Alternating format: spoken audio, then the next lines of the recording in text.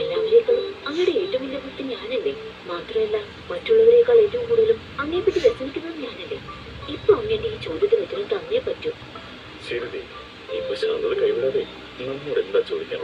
അങ്ങ് എപ്പോഴും എന്റെ കൂടെ തന്നെ ഉണ്ടാവും.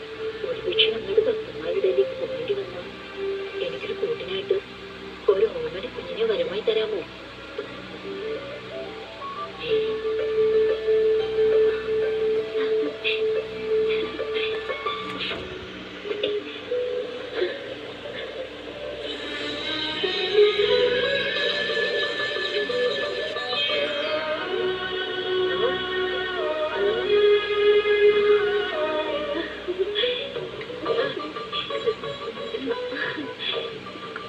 ഇവിടുത്തെ ദേവഗണങ്ങളേക്കാൾ കൂടുതൽ തേജസ്സുള്ള മുഖമാണുള്ള നിനക്ക്. എന്റെ മകനല്ലേ, അപ്പൊ അങ്ങനെയല്ലേ ഭവിക്കൂ. നീ വലുതാകുമ്പോൾ ഇവിടുത്തെ ഗണങ്ങൾക്കെല്ലാം ആശ്രിതനായി ഇരിക്കുന്നതുകൊണ്ട് തന്നെ നിന്റെ പേര് ഗണപതി എന്നാണ്. ശരിയമ്മേ, ഞാൻ പറയുന്നത് അമ്മയുടെ കൈകൾ കൊണ്ടല്ലേ? അമ്മ എനിക്ക് സാധിച്ച നാമവും അതുപോലെ തന്നെയാ. പറയൂ അമ്മേ, എന്നെ എന്തിനെ ജനിപ്പിച്ചേ? ഞാൻ പോയി ഏതെങ്കിലും ദുഷ്ടനെ തോൽപ്പിച്ചിട്ട് വരണോ? അച്ഛനെ പറ്റിയ മകൻ തന്നെ. കോപം വന്നാ നീന് കേട് കാണില്ല. അങ്ങനെയുള്ള ദുഷ്ടന്മാരെ ശിക്ഷിക്കാനല്ലേ നിന്റെ അച്ഛൻ ഇവിടെ ഉള്ളത്.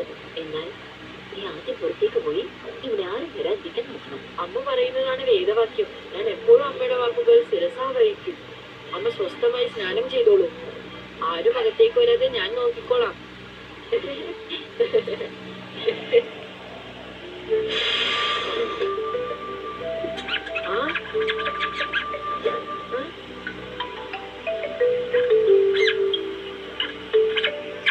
എന്താ, നീയും എന്നെ പോലെ ഇവിടെ കാവൽ നിൽക്കാൻ വന്നതാണോ? എനിക്ക് നിന്നെ ഇഷ്ടമായി. എന്റെ അമ്മ പറയുന്നതെല്ലാം ഒളിഞ്ഞു നിന്ന് കേട്ടിട്ട് നീയും എന്റെ കൂടെ ഈ വാതിലിന് കാവൽ നിൽക്കാൻ പോവുകയാണോ? ഇനി ഈ നിമിഷം മുതൽ നീയും എന്റെ കൂടെ ഉണ്ടാവണം. ഇനി മുതൽ നിന്റെ പേര് മൂഷികൻ എന്നാണ്.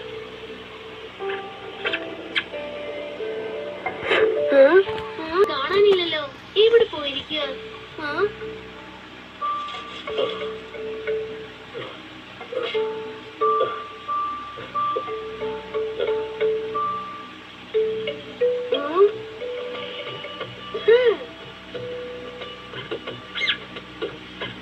മൂഷിക്ക് ഇങ്ങനെ ഒരു പ്രോബ്ലം ഉണ്ടോ മുത്തശ്ശ? ഏതെങ്കിലും ഒരു കഥ കേട്ടാ പിന്നെ അതിലെ